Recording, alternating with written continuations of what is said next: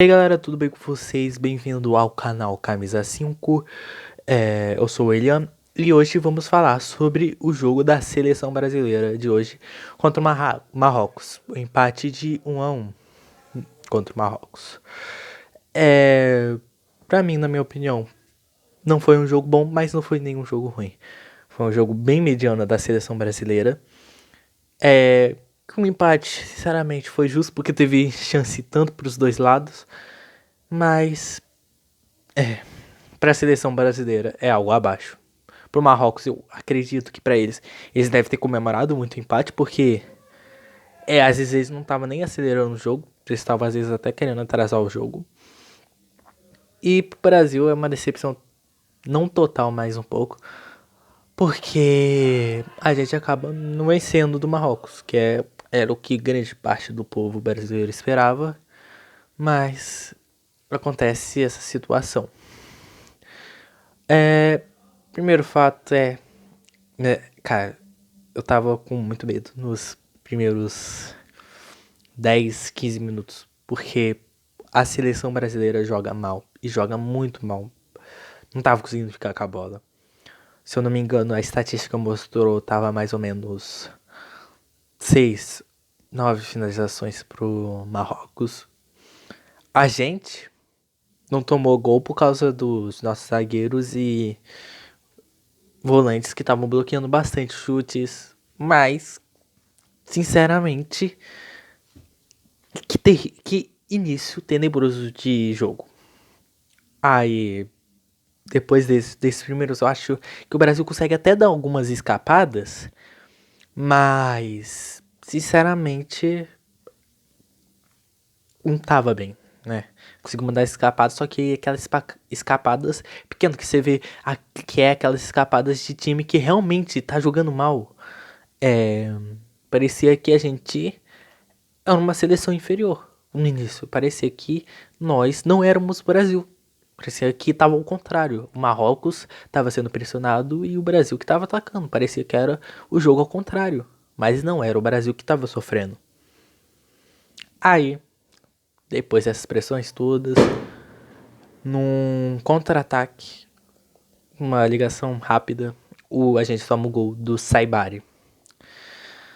Aqui eu falo, a gente pode até às vezes culpar os zagueiros, o Marquinhos e Magalhães, ou culpar o Alisson. Não acho tão assim deles. Eu acho que eles poderiam sim ter feito melhor, mas eu acho que é mais culpa assim. A zaga tava aberta porque não tinha lateral cobrindo pra marcar os pontas. Aí eles estavam conciliando em marcar o meio e marcar a ponta. Porque não tinha, eles estavam tendo que fazer o trabalho dobrado. Porque é uma ligação direta rápida, mas os zagueiros, que em tese eram para ser defensivos, que era para ficar na defesa, não estavam marcando. Deixou a zaga por conta própria. Aí vem o passe do Brahim Dias, aliás, um ótimo passe do Brahim Dias pelo meio. Acho que o Magalhães podia ter interceptado, mas não vejo completamente como falha. E o Alisson sobe pra cima dele, sai do gol e toma uma cavadinha. Ótimo gol do Saibari, aliás. O Alisson tem essa vaga, tipo, meio contestável pelo povo brasileiro, porque muita gente acha que ele só é goleiro bonito, que ele não joga tão bem. Eu acho que ele é o único goleiro possível para a seleção brasileira. Nós vimos os outros testes. Nenhum goleiro estava jogando bem. O Everton passa confiança. O Ederson também. O Hugo, que tinha muita gente falando dele. Quando ele jogou, ele não jogou bem. Entende? Aí eu acho que a melhor opção, apesar de que se, tipo, tá falando tipo de no nível horrível pra mais ou menos, né? A gente tá falando de um nível ruim pra mais ou menos, porque não a gente, o Alisson pela seleção. Sinceramente, eu não acho ele ruim, mas eu acho ele bem mais ou menos. Não acho ele bom também não. Acho bem mais ou menos o Alisson. Aí a gente tem. Aí a gente tem a parada para hidratação. Na parada da hidratação, muda as posições. Tá esquecido de falar que o Brasil tava armado num 4-4-2. com a Rafinha na esquerda, o Paquetá na direita e os dois atacantes, o Igor Thiago um pouco mais isolado e o Vinícius Júnior partindo um pouco mais pela esquerda. Mas eu vejo bastante do... Assim, o Ancelotti insiste muito nessa formação. Só que todas as vezes que usamos ela, parece que jogamos mal. Não parece que jogamos bem. Eu acho que quando o Brasil passa a jogar bem, é por causa da alteração. A gente tem a parada técnica, a parada para hidratação, aí o Paquetá vai pro meio e o Rafinha pra direita, e o Brasil começa a jogar melhor, consegue pelo menos impor seu jogo. Aí, um pouco tempo depois, sai o gol do Vinícius Júnior, que sai de uma tabela ali com o Bruno Guimarães. Foi um bom lance do Vinícius Júnior, porque é um lance que a gente sempre vê ele fazendo no Real Madrid, mas não vê ele fazendo na seleção. Mas eu acho que é isso que é o esperado. Tem até um pessoal soltando fogos. Acho que não gastou fogos hoje, né? Aí deve estar lançando agora, já que o Brasil só fez um gol. Aí temos o Vinícius Júnior jogando bem, fez o gol. É uma boa jogada dele, sinceramente. E a partir disso, o Brasil consegue jogar muito melhor. Eu acho que não consegue impor aquele número de finalizações no gol que a gente queria. Sinceramente, eu acho que o Brasil tava pecando nisso. No quesito chances claras e finalização, ele tava dominando sim, mas pecou muito nisso. E acaba o primeiro tempo, nem o segundo tempo, a gente conseguiu jogar muito bem.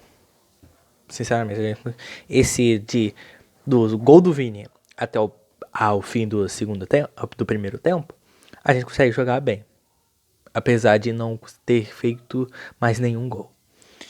Aí, se eu não me engano, no intervalo saiu Casemiro e Ibanez para a entrada de Fabinho e Danilo. Os dois, eu vou destacar eles os dois porque eles serviram pro propósito deles. Porque o reserva, para mim, dessas duas posições, não tem que ser aquele jogador mágico, ser aquele jogador incrível. Tem que fazer o básico e tem que ser seguro. E sinceramente, os dois, para mim, foram muito seguros hoje.